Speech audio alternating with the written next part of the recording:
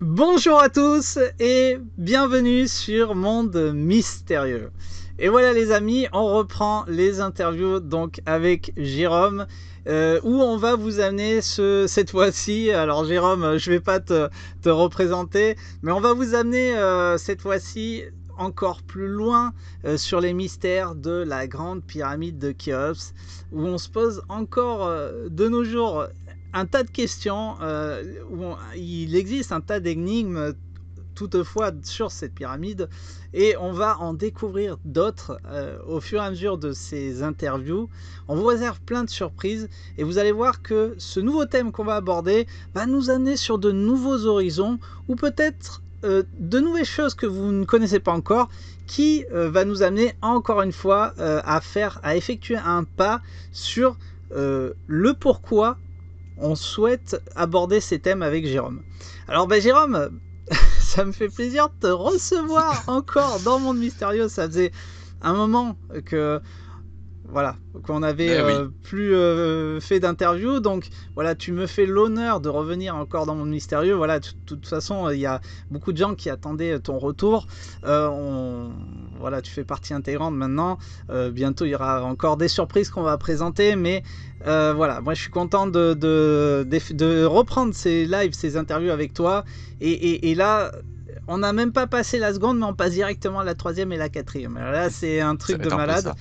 Et donc, voilà, par rapport à ce que tu vas présenter, moi, je connais un petit peu tes travaux, donc c'est encore un truc de dingue. Mais c'est par rapport à, je me rappelle quand on avait fait effectuer la première interview avec toi, là, c'est vraiment, voilà, un niveau, et j'espère que les gens qui vont peut-être te connaître par cette vidéo qu'on va effectuer, j'espère qu'ils vont voir tout ce qu'on a fait avant, puisque sinon certains vont être perdus et ils vont pas s'y retrouver. Donc C'est une pièce du puzzle de plus, comme on dit. c'est ça Voilà.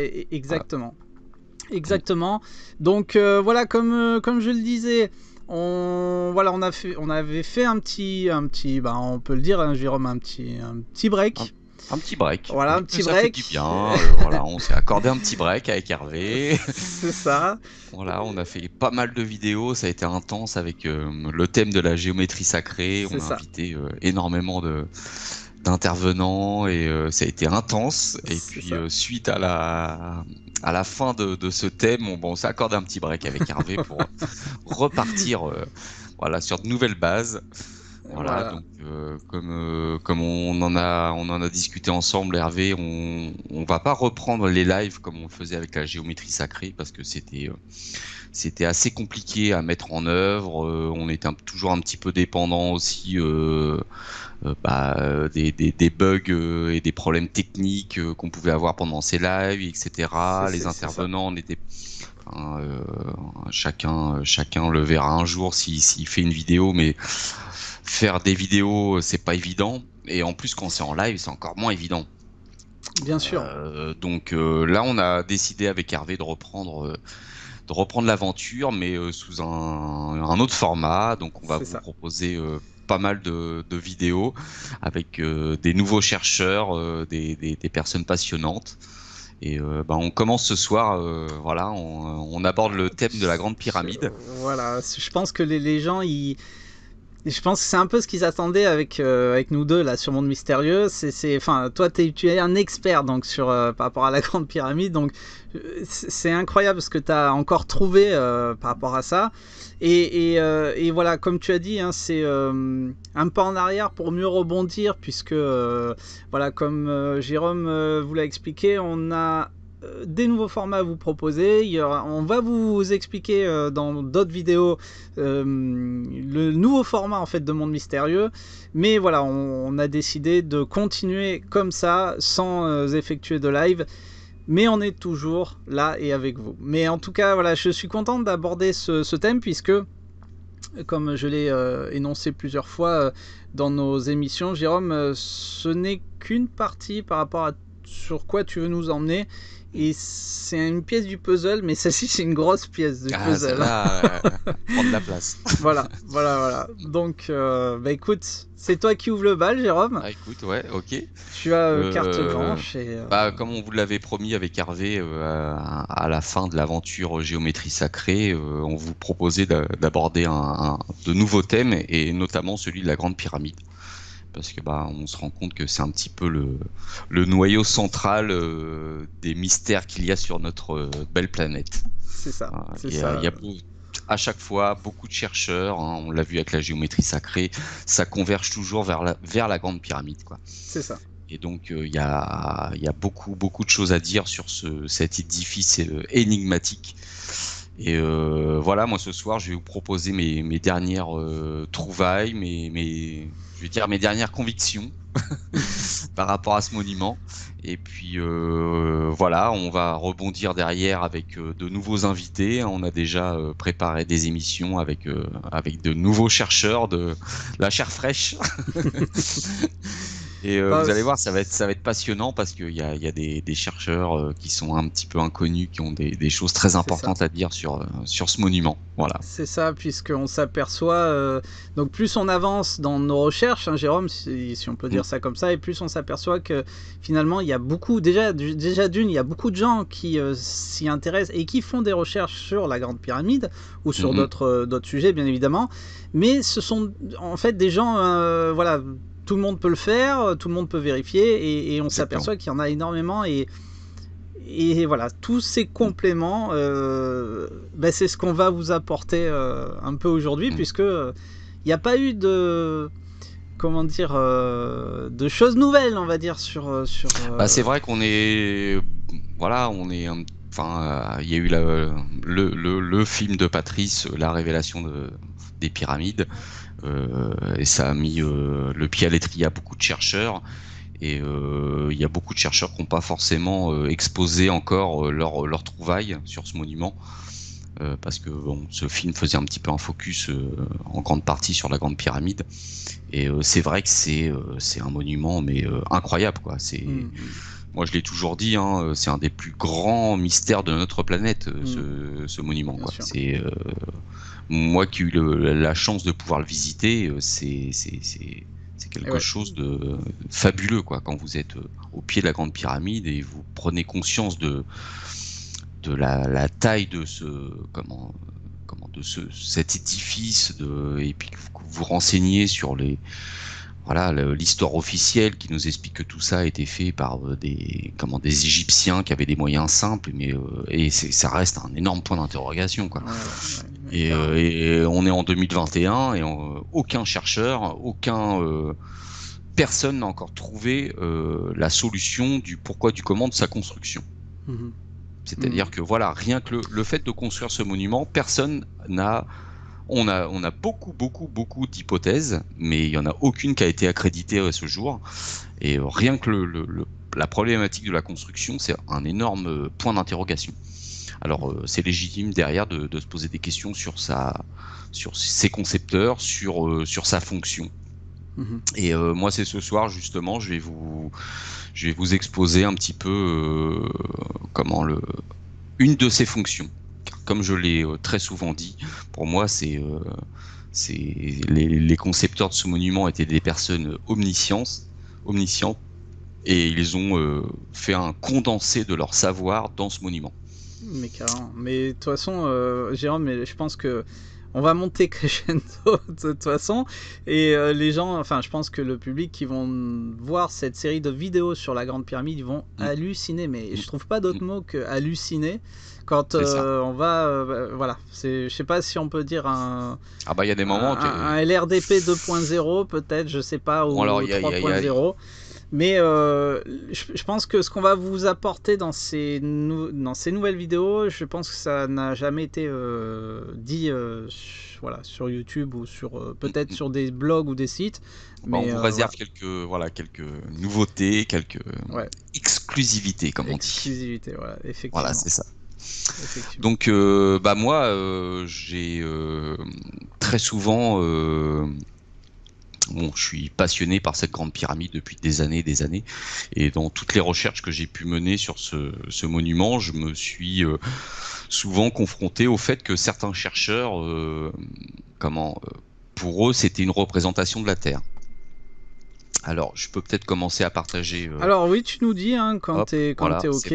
Donc, comme je vous l'ai expliqué, j'ai très souvent entendu que la grande pyramide serait une représentation de la Terre. Alors, en creusant ce sujet, au premier abord, pour moi, c'était une théorie que j'ai pas mis de côté.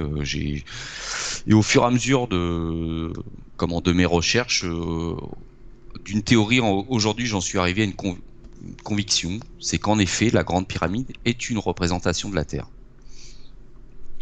Ok. Voilà. Alors ouais, ça faisait un moment quand même que tu m'en parlais. Hein. Ouais. Donc c'est une théorie qui a déjà été évoquée.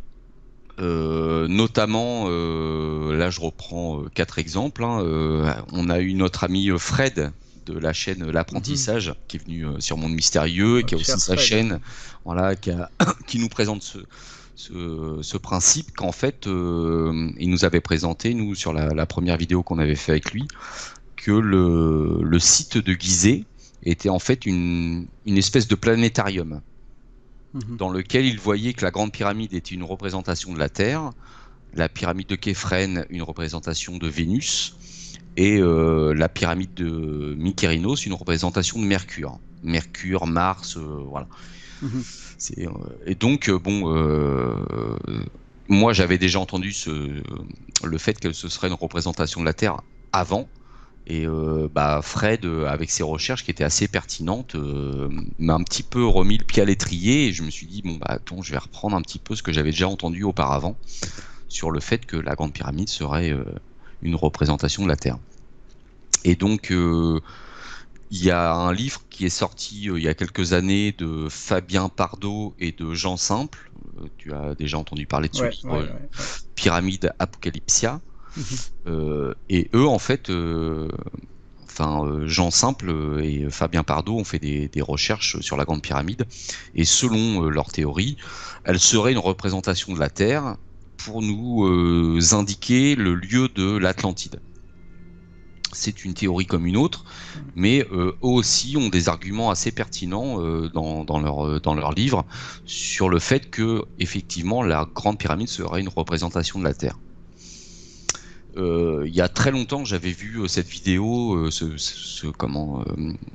cette conférence de Patrick Lambert, qui avait fait une conférence sur la Porte des Étoiles. Alors, il était parti du film Stargate, dans lequel on a cette fameuse Porte des Étoiles qui nous permet de passer d'une planète à une autre, etc. Et je vous invite à revisionner ces conférences. Il y a longtemps que je l'ai vu sur Internet. Je ne sais pas s'il en a redonné récemment, mais ces anciennes conférences sont assez très intéressantes. Et justement, à un moment dans sa conférence, il explique également que par rapport à toute la symbolique du plateau de Gizeh, que la Grande Pyramide est une représentation de la Terre. Et moi, j'avais entendu ça il y a longtemps, quand je m'étais intéressé à l'alchimie, notamment. Isaac Newton, donc le fameux créateur de la théorie de la relativité, qui s'était, entre guillemets, adonné à l'alchimie à la fin de ses jours, hein, ça je vous en avais parlé aussi. Eh bien, Isaac Newton s'était mis en tête d'aller en Égypte, sur le plateau de Gizeh, pour prendre toutes les mesures de la Grande Pyramide, car selon lui, avec ces mesures, il aurait pu donner une approximation du poids de la Terre, en fait. Parce que pour sa théorie de la relativité, il lui manquait un paramètre, c'était le poids de la Terre. Que pèse la Terre, en fait? Et donc, voilà, alors je ne sais pas par quel bruit de couloir il avait entendu dire que, en allant mesurer la Grande Pyramide, il aurait pu trouver le poids de la Terre, mais toujours est-il que, voilà, à l'époque, je pense comme je le dis, il y avait des bruits de couloir qui disaient que la Grande Pyramide était une représentation de la Terre, et il a dû avoir écho de cette information, il s'est dit, tiens, en allant la mesurer, je peux je peux calculer le poids de la Terre, ce qui va me donner des clés dans ma théorie de la relativité, etc., la gravitation, etc. Des grands couloirs, en fait. Voilà. Donc voilà, il y a à un moment donné, moi, je me suis intéressé de près à la Grande Pyramide. J'ai écrit un livre sur une supposée fonction de sa structure interne. Mais je m'étais pas vraiment intéressé à la structure externe de la Grande Pyramide, on va dire. Et en reprenant un petit peu les travaux de chacun, je me suis dit tiens, voilà, chacun va faire des recherches dans des domaines différents, mais là, je vous présente 4 personnes qui ont la même approche, comme quoi la Grande Pyramide serait une représentation de la Terre. Donc je me suis intéressé de près à cette théorie. Et comme je l'expliquais, aujourd'hui, j'en suis convaincu, en effet, la pyramide est une représentation de la Terre. Donc, je vais vous exposer plusieurs faits, plusieurs choses. Peut-être que certains points que je vais vous exposer aujourd'hui pourront paraître pour certains anodins, mais vous allez voir que tout mis bout à bout, c'est assez pertinent à la fin, quoi. Donc déjà, l'origine du mot pyramide. On ne sait pas trop, on connaît pas trop l'origine de ce mot pyramide, mais une des explications, c'est qu'en fait, on va diviser ce nom en deux. Donc pyre pour le feu, comme pyromane, voilà, etc. C'est la même étymologie. Et amide pour milieu, en fait. Donc feu en son milieu. Et on se rend compte que au sein de la Grande Pyramide, alors elle n'est pas tout à fait centrée par rapport à la structure, hein, c'est la chambre médiane qui est parfaitement centrée, mais la chambre haute, elle, est entièrement composée de granit. C'est la seule partie dans la Grande Pyramide qui est composée de granit. Et cette roche, le granit, est issue du magma, en fait, de la Terre. C'est une roche plutonique qui va se constituer avec des millions d'années, avec le magma de la Terre qui va faire cette roche magmatique qui va devenir le granit avec le temps. Et donc, si on analyse un petit peu la planète Terre, on se rend compte que, ça c'est la théorie officielle, hein, en son centre, en son noyau, on a ce fameux centre magmatique, en fait. Donc, déjà, moi je me suis dit, bon, par rapport au mot, feu en son milieu, comme la planète Terre qui a un noyau en fusion, et on retrouve cette chambre haute entièrement composée de granit qui est issue du magma. Donc voilà, déjà petit lien qu'on peut se faire. Premier lien qu'on peut faire par rapport au fait qu'elle serait une représentation de la Terre. Ensuite, il y a son orientation. Ça, on l'a tous vu avec le film La Révélation des Pyramides. On se rend compte que la Grande Pyramide, mais aussi ses sœurs sur le plateau de Gizeh, et voir toutes les autres pyramides en Égypte, à part 2-3, toutes les pyramides en Égypte sont orientées, leurs 4 faces sont orientées vers les 4 points cardinaux. Et la Grande Pyramide, c'est une des plus précises, c'est-à-dire qu'elle a un léger décalage de 0,05 degrés par rapport au nord géographique du globe. C'est assez très précis, quoi. Et donc déjà on a aussi ce lien par rapport aux 4 points cardinaux qui nous signifient le globe terrestre, en fait. Voilà. Qui nous indique les 4 points cardinaux. Les 4 points, Voilà. Il y a aussi son positionnement par rapport au globe terrestre. Donc notre Terre est une sphère. On a pour se repérer sur cette sphère, on utilise les parallèles avec les longitudes et les latitudes. Et on se rend compte en fait que la Grande Pyramide est positionnée d'une manière assez stratégique sur la Terre, quoi.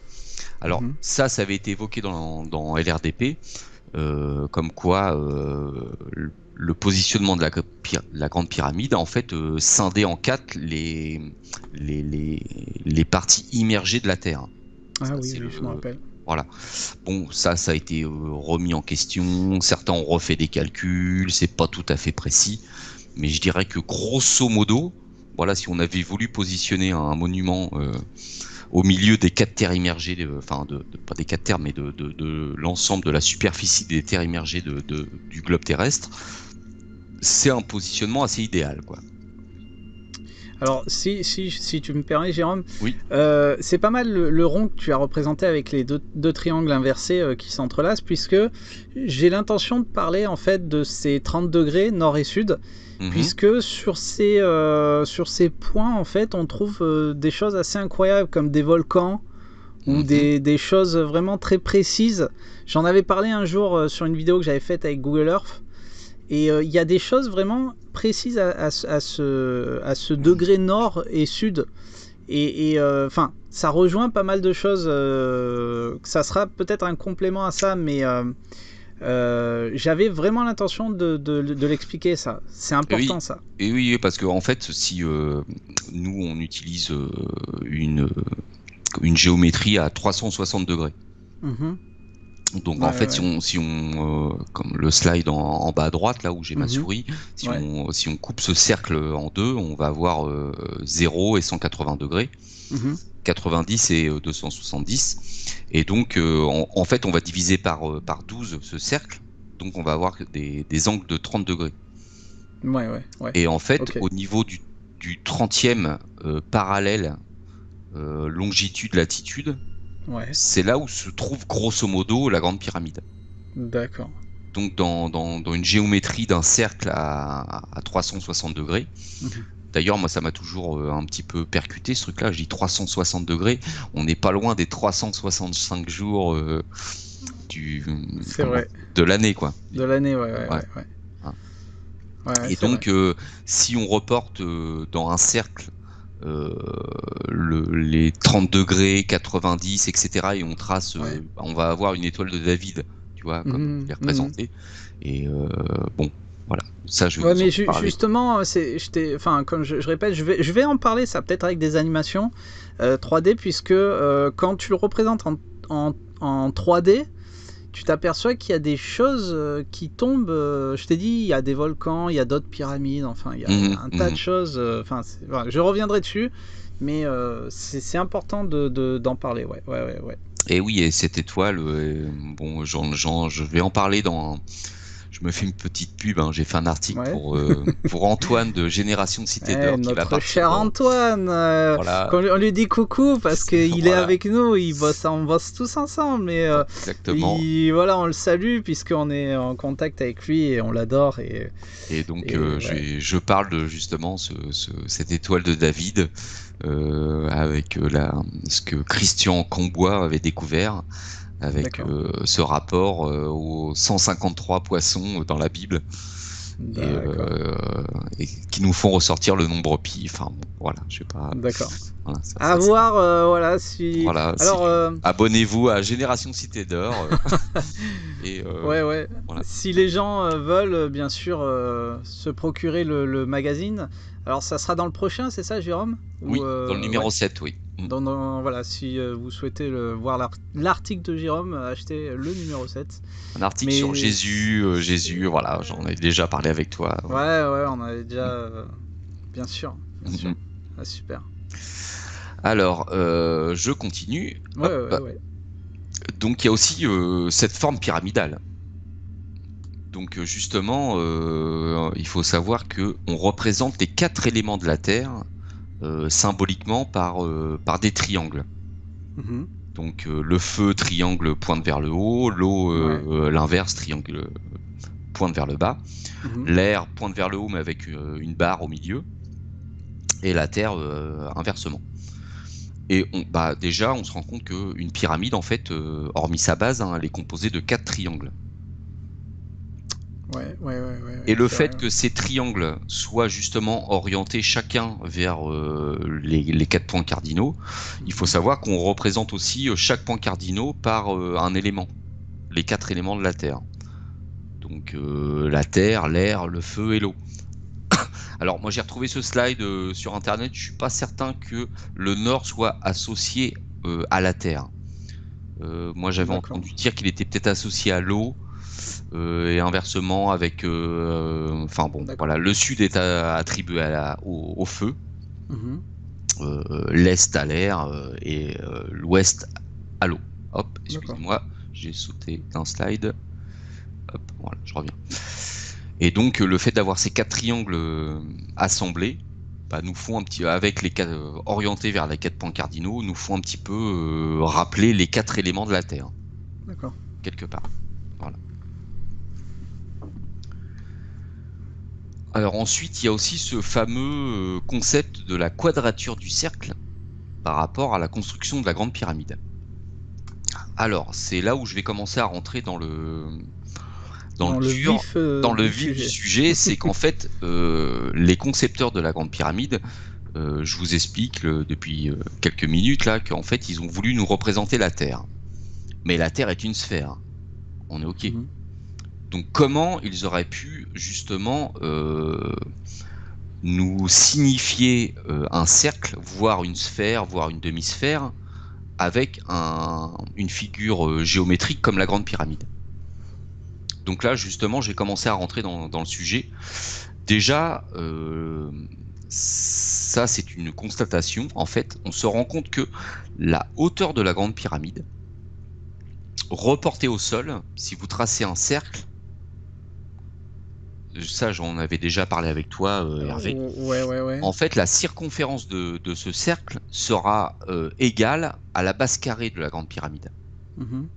Donc, en fait, c'est transformer une demi-sphère en pyramide, si tu vois ce Hmm. que je veux dire. Ça, on le voit dans l'LRDP aussi, hein, C'est enfin, ça, on le pour voit dans les les fans RDP. de l'LRDP. Voilà. Mais ouais, je me rappelle très bien. Ouais. Donc, on nous signifie une demi-sphère quelque part. Mhm. Alors, voilà, ça, je voulais le dire, c'est bah, pourquoi pas nous, si vous voulez nous signifier la Terre, nous faire une demi-sphère. Mhm. Bon, je pense qu'une demi-sphère, c'est assez compliqué à réaliser, quoi.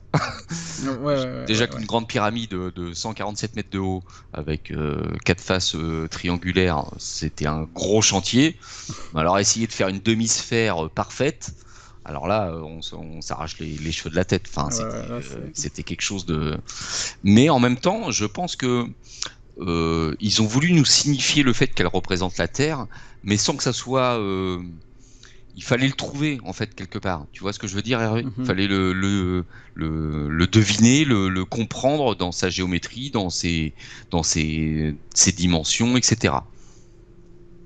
Ils ont en Ok, fait utilisé les mathématiques, un langage universel qui se perd pas dans le temps, pour nous signifier que ce monument était une représentation de la Terre. Voilà. d'accord. Et donc, c'est à nous, un petit peu nous creuser la tête et puis Mhm. comprendre comment ils s'y sont pris, quoi. Bien sûr. Donc, le fait qu'ils aient utilisé cette hauteur très, très caractéristique qui fait ressortir la quadrature du cercle, quelque part, c'est pour nous signifier une demi-sphère. Voilà. Ok. OK. Mhm. Alors, moi, c'est là où à un moment, j'ai percuté, ça a fait tilt. Je me suis dit, oui, ok, bon, là, je comprends maintenant pourquoi ils ont utilisé la coudée royale égyptienne. Voilà. Ah, ça c'est la grande question Bah, c'est ça, c'est qui... que la fameuse coudée royale égyptienne, on se dit, Mhm. mais alors, les dimensions de cette coudée, pour les personnes qui ne le savent pas, c'est 52 cm et 36 mm. Donc on est Mhm. au dixième de millimètre, quoi. C'est quelque chose Ouais. de très précis, quoi. Ouais. Et ça, on le sait, hein, ça a été démontré X et X fois par différentes mesures de la Grande Pyramide, notamment la chambre haute, qui elle est en granit, ne bouge pas. Je vous en reparlerai un petit peu Mhm. plus tard. Ouais. Et on s'est rendu compte, en effet, ils ont utilisé cette unité de mesure, le 52-36. Mais elle vient d'où, cette unité de mesure? Alors, on nous parle de la coudée royale égyptienne. Alors, moi, j'ai déjà entendu dire que c'était la taille qu'il y avait de Khéops, hein, du roi Khéops, entre son coude et puis le bout de ses doigts, quoi. Ouais, c'est bon, voilà. Si vous voulez, hein, mais En tant qu'on fait, à la aura pas fin, trouvé sa momie,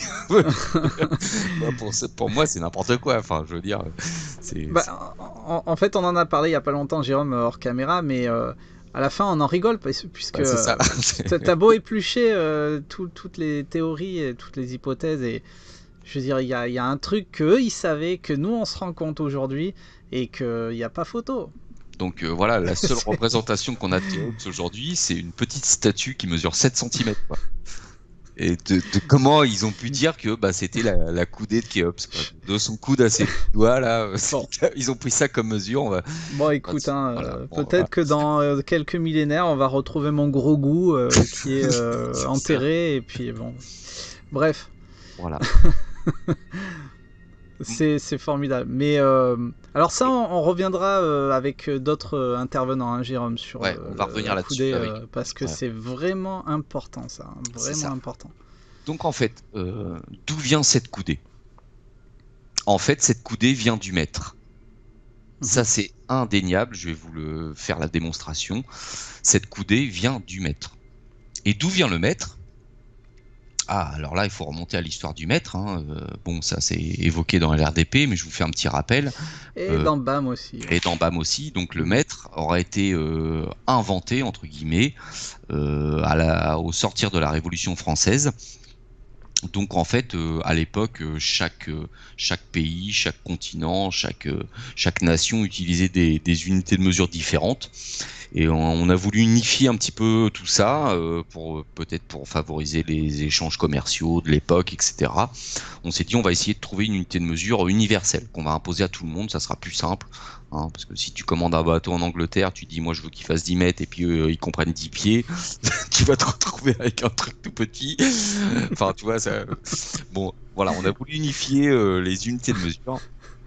Et donc, c'est une mission qui a été, toujours, hein, selon la théorie officielle, donnée à Jean-Baptiste Joseph Delambre et Pierre Méchain, qui, voilà, on leur a dit, il faut trouver une unité de mesure universelle. Et eux se sont dit, on va essayer de mesurer la Terre, de connaître la circonférence précise de la Terre, et de là, on va essayer d'en tirer une unité de mesure. Donc ils ont utilisé, si je dis pas de bêtises, je crois que c'est la toise comme unité pour faire leurs calculs. Ouais. Bref, dans tous leurs calculs, ils ont fait un relevé topographique en utilisant un système de triangulation qui, bizarrement, était connu des Égyptiens antiques. Bon, bref, pour calculer la distance qu'il y avait entre Dunkerque et Barcelone. Et en prenant cette distance et en le reportant sur le globe terrestre, enfin la représentation du globe qu'on avait à cette époque-là, ils en ont déduit la circonférence de la Terre, qui faisait grosso modo 40 000 km. Déjà, c'est un chiffre, bon, ça tombe bien parce que la Terre, hein, par rapport au chiffre 4, j'en avais déjà parlé, hein, les 4 éléments, etc. etc. 40 000, ça tombait bien. Bon, alors à savoir qu'à l'équateur, hein, on le sait aujourd'hui, la Terre mesure précisément 40 075,017 km à l'équateur. Ok. Donc en fait, en arrondissant le calcul, 40 000 km, ils se sont dit on va prendre le quart de cette mesure. Donc 40 000 divisé par 4, ça donne 10 000 kilomètres. Et on prendra 1/1000 de cette mesure et on va en définir que ça fera 1 mètre. Voilà. C'est comme ça que le mètre aurait été inventé en 1793, si je ne dis pas de bêtises. Voilà. D'accord. Donc, selon moi, en fait, tout comme Newton, ils avaient des bruits de couloir, on connaissait le mètre. Et pour moi, ils ont fait juste une vérification. D'accord. Voilà. C'est une vérification qui a été faite et avec une convention établie à l'époque, pouf, on en a fait une invention. Cocorico, c'est les Français, mais ça, on va y venir aussi. Pourquoi les Français? Et voilà, on a déduit que voilà, on va se servir du mètre. Voilà. D'accord. Sauf que, comme je vous l'expliquais, la coudée royale égyptienne, se déduit avec un cercle, un carré et une sphère dans un cube en utilisant le mètre. Donc, si les bâtisseurs de la Grande Pyramide ont utilisé la coudée, c'est que indéniablement ils connaissaient le mètre. Ils connaissaient les dimensions de la Terre, d'où ce que je vous explique ce soir. Ils ont voulu nous représenter la Terre en utilisant cette unité de mesure. Alors, ça a été évoqué, je ne sais plus si c'est dans LRDP, mais je crois que c'est dans BAM. Voilà. Si vous prenez... Alors, comment définir la coudée avec un cercle en utilisant le mètre? Si vous tracez un cercle, comme je vous fais voir dans mon écran, en vert, là, avec un diamètre de 1 mètre, et que, comme on l'a tous appris à l'école, hein, vous utilisez votre compas, vous avez tracé votre cercle, et vous prenez le même écart, et vous allez diviser ce cercle en 6 en faisant une rosace. Donc, vous allez diviser votre cercle en 6. Donc, sachant que le diamètre de ce cercle fait 1, la circonférence de ce cercle sera 1 fois pi. Donc, 3,1416 mètres. Et si vous divisez cette circonférence par 6 avec votre compas, hein, comme vous avez dessiné, on se rend compte que chaque arc de cercle fera 0,5236 mètres. D'accord. La coudée. Voilà.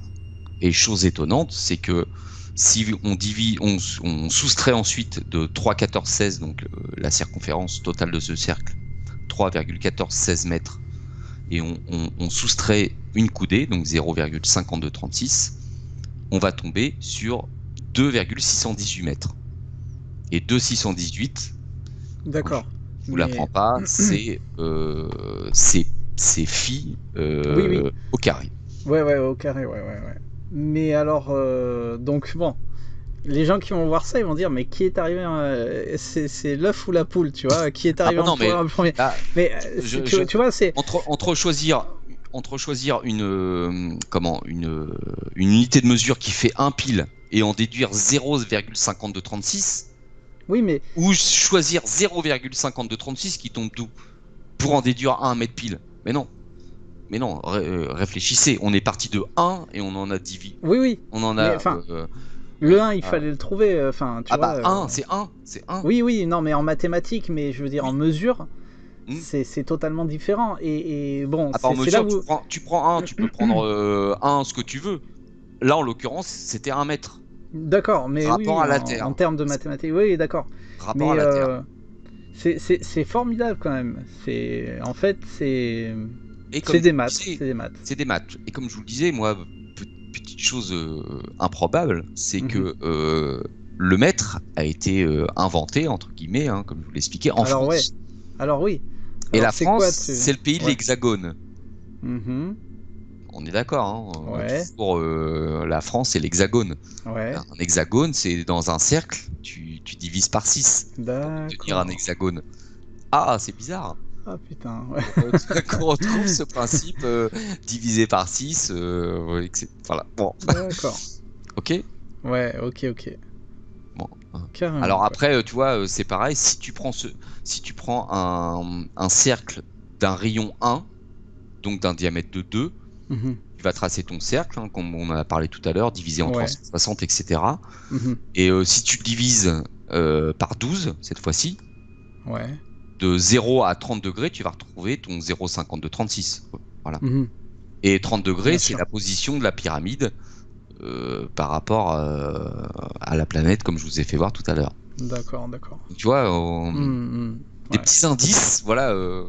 C'est incroyable. Le petit poussé qui met des indices. Donc, bon, je vous fais première démonstration. On découvre le mètre, la coudée, en travaillant avec un cercle. Maintenant, après, peut-être faire un jour, Jérôme, une vidéo complète sur toutes les coudées qui existent. Puisque j'ai appris il y a une semaine avec toi qu'il y avait une autre coudée que je connaissais même pas. Oui. Et les gens, je pense qu'il il faudrait peut-être les comparer, peut-être faire un... Les comparer au... Alors moi j'ai commencé le boulot, mais c'est fastidieux. Ah ouais, Je sais que Fred aussi a dû essayer de travailler là-dessus d'accord, par rapport aux autres planètes de notre système solaire. d'accord. Ok, Si la Grande Pyramide c'est une représentation de la Terre, et comme l'explique Fred, ouais, par exemple Képhren est une représentation de Vénus, par ouais, rapport aux dimensions, ça collait dans sa démonstration. Après, quelle unité de mesure a été utilisée pour fabriquer Képhren?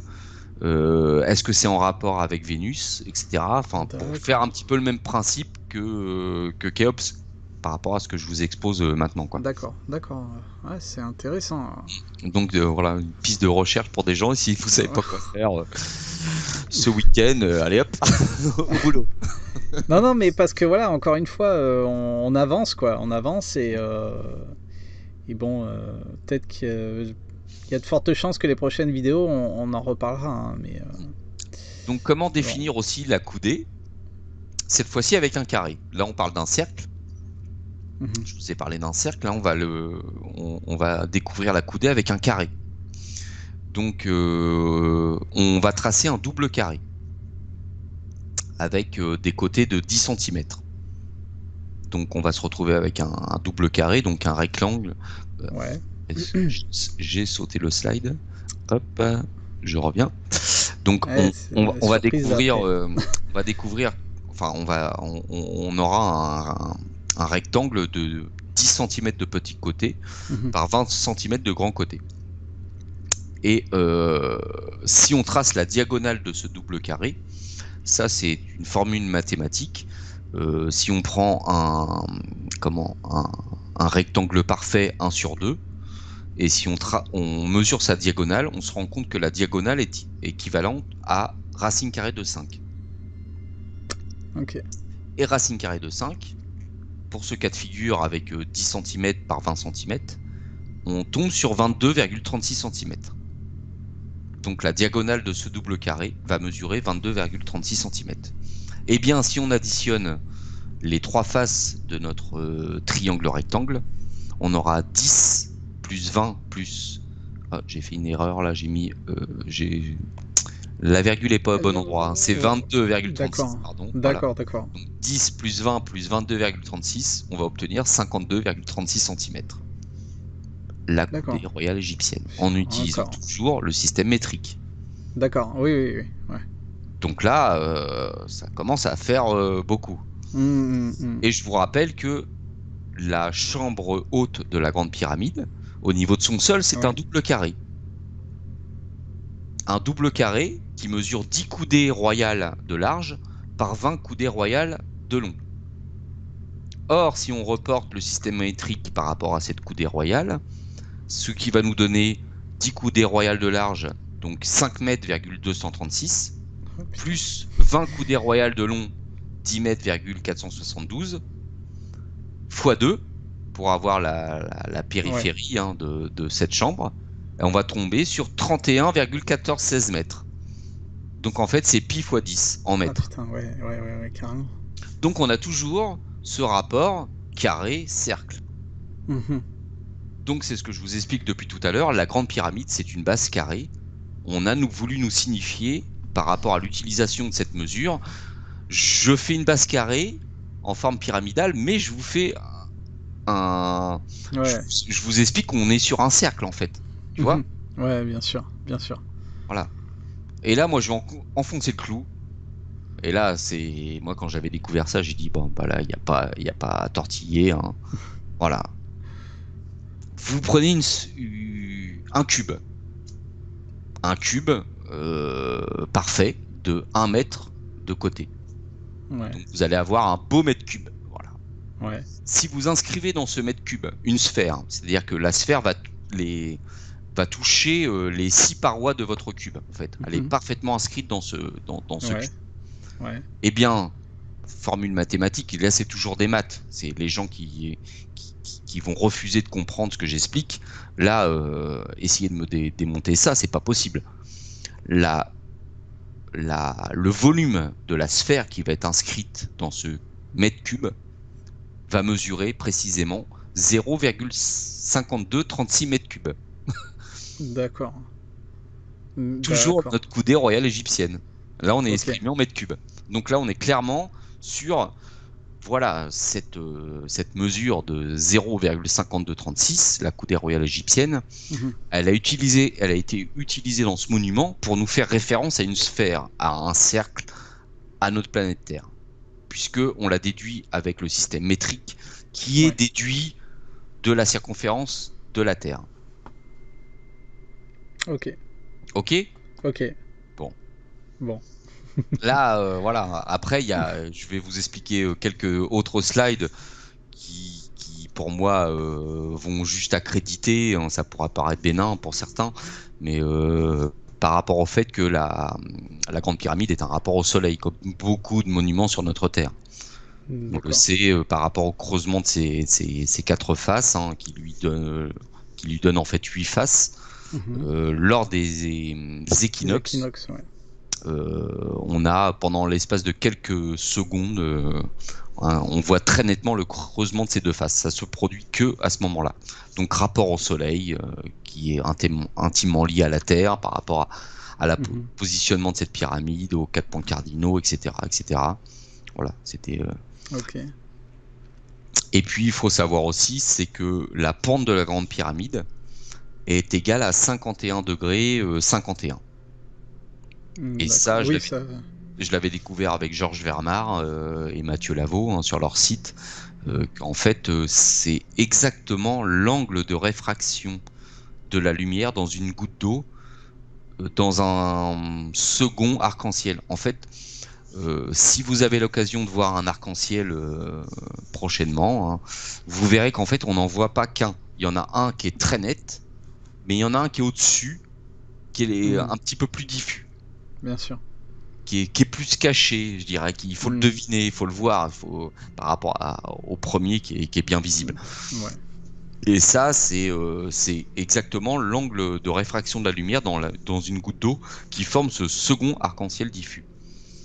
Donc toujours rapport à un cercle, à une sphère, à un dôme, à notre planète Terre. Enfin, puis l'arc-en-ciel, c'est quelque chose qu'on retrouve que sur la Terre. Enfin voilà, par rapport à l'eau, par rapport. Bien sûr. Voilà. Ça aussi, je l'ai vu sur le site de Mathieu et de Georges Vermar.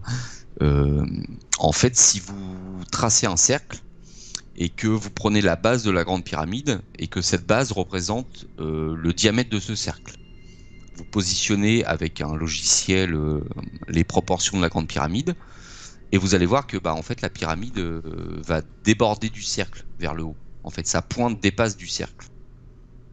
Ok.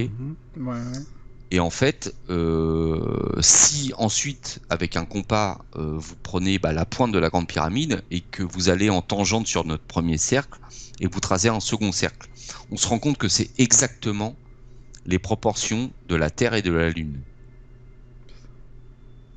Et ça, c'est notre ami Eric Le Saint, que je salue au passage, Salut Eric. qui m'a fait découvrir ça. Et ça, c'est vrai que c'est assez incroyable. C'est qu'en fait, si on prend le diamètre moyen de la Terre et le diamètre moyen de la Lune, donc 12 714 km pour le diamètre moyen de la Terre et 3 474 km pour le diamètre moyen de la Lune, si on additionne les deux, on retrouve 16 188 km, soit phi fois 10 000. Voilà. Donc, effectivement. Voilà. Donc une preuve de plus que pour moi la Grande Pyramide est bien une représentation de la Terre. Ok. C'est vraiment intéressant. Et ça, c'est comme je vous en avais parlé au début dans le livre c'est les recherches de Fabien Pardo et de Jean Simple, qui selon eux, la Grande Pyramide est une représentation de la Terre. Dans leurs calculs, en fait, on le sait maintenant, la Terre n'est pas une sphère parfaite. En fait, elle est légèrement aplatie au pôle. Et eux ont repris les calculs par rapport aux dimensions de la Grande Pyramide et les dimensions de la Terre avec ce fameux aplatissement au pôle. Et au niveau proportion par rapport à la quadrature du cercle, etc., tout ce que je vous ai expliqué tout à l'heure, on se rend compte qu'on a un équivalent au niveau proportion de 99,9%. Donc un léger aplatissement de la grande pyramide pour nous signifier aussi l'aplatissement au pôle de la Terre. Voilà. Carrément. Donc une preuve de plus. Oui, ouais, un détail de plus. Ouais. Un détail de plus. Et puis ça, on l'avait aussi évoqué dans la LRDP, hein, le fait que la grande pyramide nous fait ressortir la vitesse de la lumière sur Terre, je précise bien. Voilà. Donc la vitesse de la lumière, c'est 299 792 458 mètres par seconde. Et en fait, si on calcule la circonférence du cercle dans lequel sera inscrit les bases de la grande pyramide, en mètres, hein, je parle toujours en mètres, donc, voilà, pour enfoncer le clou par rapport à l'utilisation du mètre, et puis la différence du cercle inscrit dans la base de la grande pyramide, si on déduit, on va obtenir 299,795 759 mètres, très très proche de la vitesse de la lumière, quoi. Voilà. Ça, et ces coordonnées aussi, que je vous expliquais qu'on était à 30 de longitude et 30 de latitude. Mais si on mesure précisément ces coordonnées, on se rend compte que quasiment au niveau de la marge du couloir de la chambre de la reine, on tombe précisément sur la valeur de la vitesse de la lumière, au niveau de ces coordonnées géographique. Donc là, on enfonce le clou, quoi, une fois de plus.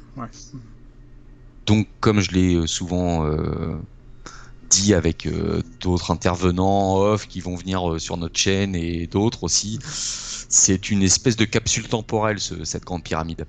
En fait, les bâtisseurs de ce monument, ils ont essayé d'intégrer toutes leurs connaissances dedans. Et donc, c'est logique que ça soit une représentation de la Terre, en fait, finalement. Puisque toutes les connaissances acquises sur Terre se retrouvent dans ce monument qui représente la Terre. Donc, voilà, c'est... D'accord. Et puis, moi, ça quelque chose qui m'a toujours surpris. La thèse officielle veut que ça soit ce pharaon despotique de Khéops qui ait construit sa pyramide, son tombeau, le plus grand qui soit, mais il a jamais marqué son nom nulle part, quoi. Le mec, il a loupé le coche, quoi. Alors, il y a toute une explication, tu sais, au-dessus des chevrons, je crois. Mais c'est très controversé, puisque là, il faut remonter à l'époque de la colonisation anglaise. Où il y avait une espèce de compétition qui allait sortir une découverte en premier. Etc. Oui, ça a été. C'est beaucoup contredit. Beaucoup. D'ailleurs, il y avait, je crois que c'était 2 Allemands qui avaient été, qui s'étaient fait interpeller par la police égyptienne parce qu'ils avaient été prélevés justement des échantillons de cette de la peinture rouge qui composait ce graffiti dans la chambre haute, pour pouvoir analyser, de savoir de quelle époque elle datait. Et ils se sont fait interpeller, je sais pas, il y a eu ça a été en plus, on n'a jamais eu les résultats de ce qu'ils voulaient savoir, en fait. Cette inscription. Donc, mais même, tu utilises la logique. Tu dis, de toute façon, je veux dire, si on mettra des photos à la limite pendant qu'on en parle. Je veux dire, il y a c'est un seau, c'est un espèce de seau rouge comme ça, mais il y a rien autour. Je veux dire, je pense pas que si on avait inscrit son nom, il y aurait des hiéroglyphes de partout, il y aurait, tu vois, il y aurait des représentations, des choses. Là, c'est juste un truc fait au pinceau, quoi. Non, puis si Khéops avait voulu notifier son nom quelque part, il l'aurait fait graver dans le dur, dans le granit de la chambre haute, par exemple. Par exemple. Pourquoi là, alors la thèse par rapport à ce graffiti là, c'est en fait c'est les carriers, ceux qui extrayaient les pierres. C'est ce que j'expliquais dans mon livre. Il devait y avoir plusieurs construction à ce moment-là, et puis la pierre là ils l'ont extraite, ils ont marqué la bombe dessus. Bon, ça celle-là elle est pour Khéops, hein. Puis elle est partie, puis on l'a mis en place comme ça, voilà. Non, mais à l'époque, il n'y avait pas d'autres constructions. Si on avait exploité une carrière pour faire la Grande Pyramide, je vois pas l'intérêt de mettre sur la pierre. C'est pour le chantier de Khéops. Hein, parce que si les livreurs ils se plantent, c'est UPS ou merde, on s'est planté de chantier, on l'a pas livré au bon endroit. Non, mais c'est crétin comme réflexion. Enfin, voilà. Et c'est pour ça que c'est un marquage très douteux. Beaucoup Ouais, non, mais mis en cause ce marquage. Qu'est-ce qu'il vient faire là, quoi? Voilà. Ouais, non, c'est très controversé. Par contre, voilà, si on était face à un pharaon qui voulait faire fabriquer la plus grande pyramide, il aurait obligatoirement mis son sceau gravé dans le granit quelque part ou dans le calcaire, dans une des chambres. Là, on n'a rien, on a strictement rien. C'est aucune signature, c'est ce que je mets en titre, aucune signature. On a strictement rien. On n'a aucun hiéroglyphe, même pas le moindre centimètre carré de hiéroglyphe quelque part, qui nous affirme que c'est le tombeau de Khéops. Et donc c'est tout aussi ingénieux de la part des concepteurs s'ils ont voulu représenter la Terre dans ce monument. La Terre, elle n'a pas de signature. Bien sûr. Et on n'a jamais retrouvé sur un caillou. C'est Dieu qui a fabriqué la Terre. Bon, voilà, c'est un petit clin d'œil. Voilà. Dieu ne met pas de signature. Bon, et voilà, la Terre a été faite par Dieu. Ben, on va faire un monument à la gloire de la Terre et on met pas de signature. Alors, ce qui est intéressant, c'est que peut-être ceux qui vont écouter cette vidéo, Jérôme, enfin qui vont voir cette vidéo, qui vont entendre ce que tu dis, peut-être qu'il y en a qui le pensaient déjà depuis un moment, et dont on vous confirme dans cette vidéo que ce que vous pensez, c'était vrai. Et peut-être qu'il y en a qui vont aller plus loin de ce qu'on pense, nous, Jérôme, qui fait partie de la Terre. Tu vois ce que je veux dire? Et oui. Et ça, c'est là, ça t'emmène. Bah c'est ça, c'est que ça va ouvrir des portes, en fait, par rapport aux chercheurs alternatifs. Hein, voilà, si on prend conscience que ce monument, c'est une représentation de la Terre, et qu'après on se rend compte qu'elle est en lien avec beaucoup d'autres sites sacrés à travers la planète, comme on l'a expliqué dans des vidéos précédentes, ça met tout en lumière, en fait. On se rend compte que bah oui, c'est logique, quoi, c'est logique. Alors après, qui a fait ça? Ah, ça c'est la grande question. Est-ce que ce sont des Égyptiens il y a 4500 ans? Ils avaient connaissance des dimensions de la Terre, ils avaient connaissance du mètre, mais on ne retrouve aucune preuve de ça. C'est pour ça que ça n'a jamais été mis en avant par l'égyptologie classique, parce qu'on n'a aucune preuve de ça. Archéologiquement parlant, on a... Non. Donc qui a fait ça? Une ancienne civilisation très avancée, qui avait des connaissances, qui connaissait. Pourquoi pas? Est-ce qu'elle a été faite comme... certains le ressentissent, le mettent en avant, elle est peut-être pas si vieille que ça. Elle aurait été conçue à une époque où on avait connaissance du mètre. Donc là, on n'est plus sur 4500 ans, on serait il y a 200, 300 ans. Complètement farfelu, mais pourquoi pas? Je sais pas. Enfin, là, on se pose beaucoup de questions. Ouais. Moi, j'ai ma petite idée, mais ça reste mes idées et je veux pas les exposer pour l'instant. Voilà, je préfère rester dans les rails pour l'instant. Donc après, si la structure externe nous symbolise la Terre, quel est le message de la structure interne? Parce que l'intérieur de la Grande Pyramide est tout aussi complexe que cette forme très simple de géométrique pyramidale, quoi. Alors là, on rentre vraiment dans quelque chose de très complexe, quoi. Bien sûr. Donc si symboliquement, extérieurement, la Grande Pyramide voulait nous symboliser et nous faire comprendre que c'est une représentation de la Terre, que signifie toute cette structure interne? Et ça sera le sujet d'une prochaine vidéo avec toi, Hervé. Ok. Tu connais, je t'ai fait découvrir ça, mais voilà, on va y venir. Ce que je pense, c'est que voilà, comme on l'a très bien énoncé au début de cette vidéo, on va emmener le public sur sur de nouvelles bases et de nouvelles choses pour qu'ils arrivent à comprendre c'est où que toi tu veux nous emmener par la suite.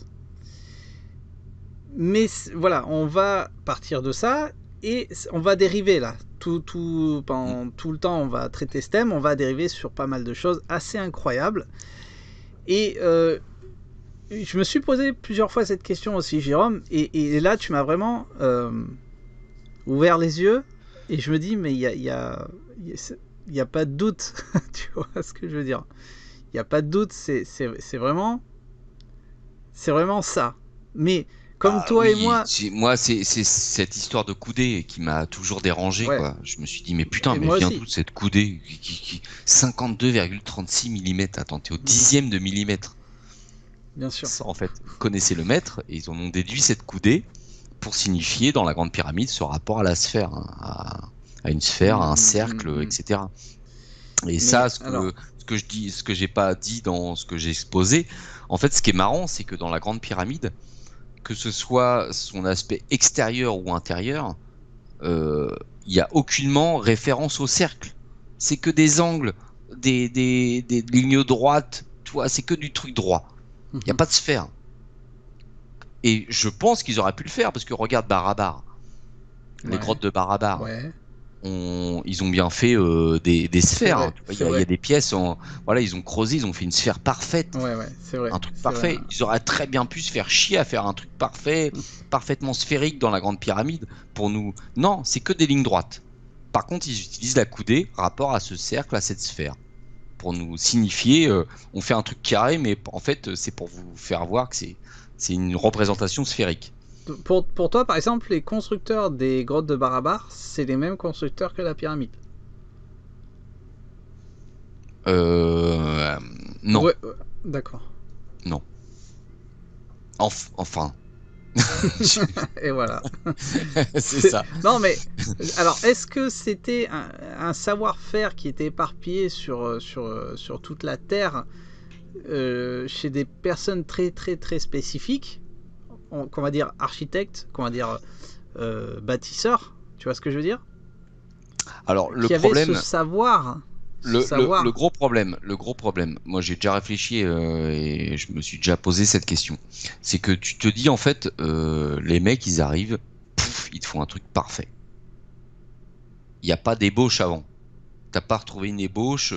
Enfin, je veux dire, tu te lances dans un chantier comme ça, comme les grottes de Barabar, automatiquement tu te fais la main avant. Ouais. Tu vas pas te lancer tête bêche dans un truc aussi complexe sans.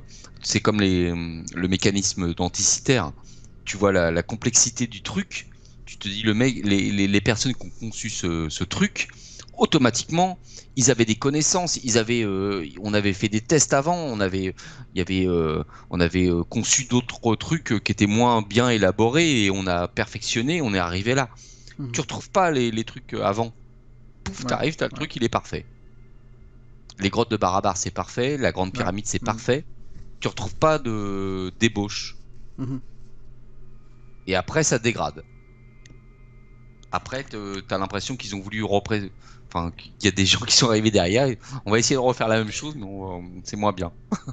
Alors, t'es d'accord avec moi qu'il y avait un savoir il y avait un savoir. Ah bah, il y avait un savoir, une méthode, c'est pour ça que c'est la Grande Pyramide, c'est un mystère, mais c'est inconcevable parce que il y a tout ce savoir qu'ils ont inclus, comme ce que j'explique là. Si tu veux représenter la Terre, t'inclus tout ce savoir dans la forme pyramidale, un truc tout bête, hein, mais putain, tu claques dans un machin à 4 faces, t'inclus tout ça déjà. Là, ça va loin. Mais après, il y a aussi le savoir, la mise en œuvre du chantier. C'est ce que je te disais. Il y a la connaissance, la méthode. La maîtrise de la méthode. C'est ça. Bah oui. Et la raison. Et la raison. Parce et on se dit, mais ces trois choses, par exemple, qu'est-ce qui a fait que ça s'est arrêté net? C'est ça. Vois. Et là, on revient sur d'autres vidéos qu'on a effectuées ensemble, Jérôme, notamment l'île de Pâques, notamment d'autres choses qu'on a vues ensemble. J'en avais parlé à Et Patrice. Moi, je lui ai dit qu'est-ce que ouais. tu penses de ces choses inachevées, comme si on avait tout laissé en plan. On s'était barré vite fait, puis on a tout laissé en plan, puis on a jamais terminé. La civilisation l'a fini. Comme l'île de Pâques, comme Baalbek, comme l'obélisque inachevé, comme tu dis, ils ont tout laissé en plan, voilà, terminé, puis les civilisations est tombée. Il y a eu un confinement, voilà. on sait pas ce qui s'est passé. Un coronavirus. C'était pas le coronavirus 2020, c'était le coronavirus moins 2020. Moins 0000. C'est ça. Mais peut-être, on sait pas, mais oui. C'est quand même incroyable un savoir, mais qui nous dépasse, mais un truc de fou, quoi. Alors après, il y a la thèse, on en a discuté en off ensemble. Ouais. Il y a la thèse du ressentisme, qui est pas inintéressante.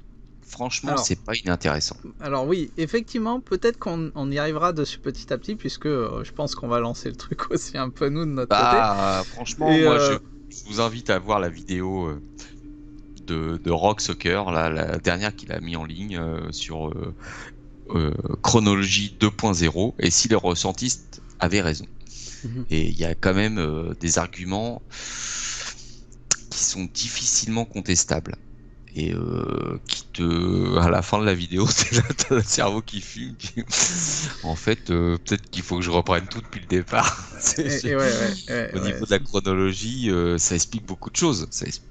Après, je suis pas entièrement convaincu à 100% de cette thèse, mais elle a des arguments qui tiennent la route quand même. Bien sûr. Après, voilà, ça explique pas tout. Ça explique pas les datations carbone 14, ça explique pas beaucoup de choses. Mais il y a matière à réfléchir, hein, comme je dis. Et ouais, donc de toute façon, les questions, je pense que vont être éternelles concernant ce monument, puisque ça fait maintenant. C'est son but, ouais, je pense. Mais si on le voit d'un œil comme on le voit toi et moi, on comprend. Là, je vous propose un œil nouveau, essayer de le voir si c'était une représentation de la Terre. C'est ça. Ça change tout, ça change beaucoup de choses dans la façon de comprendre sa réalisation, de comprendre son positionnement, de comprendre son utilité, sa fonction, sa structure interne. Vous allez voir, la structure interne, elle parle aussi beaucoup. Bon. Si on voit d'un autre œil l'utilité de ce monument, quoi. D'accord. Qu'est-ce qui nous signifie? Donc tu vas voir, voilà. D'accord. Bon, de toute façon. D'ici là, on va avoir d'autres invités qui vont, je pense, accréditer ce que je vous explique. Tu as bien évidemment ouvert le bal. Le bal, voilà. Et donc, on va monter crescendo, hein. Comme on l'a dit à plusieurs reprises, on va monter crescendo, et j'espère que les gens vont comprendre en fait ta démarche, mais qui est notre démarche pour les amener là où tu veux nous amener. Et c'est des pièces du puzzle importantes qu'il faut comprendre, parce que sinon après on va être perdu. Bon, en tout cas, on reviendra dessus, et puis on aura le temps de se questionner. Je rappelle quand même, Jérôme, pour pas faire cette vidéo trop longue, nos mails, si les personnes veulent nous contacter, puisque on est toujours là. On est toujours là. Donc bon, Jérôme, à force, moi je le connais, hein, c'est l'eau de la grande pyramide tout attaché c'est quoi déjà? Orange? C'est sur orange.fr, voilà, j'avais un petit doute, mais c'est ça. Et puis donc bien évidemment le mien c'est monde.mystérieux@gmail.com. Et de toute façon, comme je le disais tout à l'heure, il y a des nouveautés qu'on va vous annoncer très bientôt. On sera de plus en plus avec vous, de plus en plus joignable. On va interagir avec vous, on vous expliquera tout ça dans des vidéos, vous inquiétez pas. Mais voilà, là on a voulu lancer cette vidéo pour ouvrir le bal, on va dire ça comme ça, sur les mystères de la Grande Pyramide. Et ouf, on n'a pas fini. Bah non, on n'a pas fini, puis on a plein de projets avec Hervé, ça va être super sympa. Ouais, Voilà. j'espère que... On vous propose, on vous prépare des petites surprises, des futures vidéos. Voilà, de choses qui arrivent. Il va y avoir des choses sympathiques. Des choses sympathiques. Donc restez connectés, les amis, restez avec nous. N'hésitez pas à nous écrire, n'hésitez pas à venir nous voir sur les réseaux sociaux. Et on est toujours là pour vous raconter tous ces mystères, notamment de la Grande Pyramide sur cette vidéo, mais qui nous entourent dans ce monde. Voilà Jérôme, je crois qu'on va pas faire cette vidéo plus longue pour cette petite première sur la Grande Pyramide. Et je te remercie encore une fois d'être intervenu pour nous parler de tout ça. Et tu sais que tu fais partie intégrante de Monde Mystérieux. Donc, tu fais partie de la famille. Voilà, tu fais partie de la famille. Allez, on vous réserve de prochaines vidéos passionnantes. C'est ça. Ben, merci beaucoup Jérôme. Merci à toi Hervé. À très bientôt. Bien, bye bye. À bientôt les amis. Ciao à tout le monde. Ciao.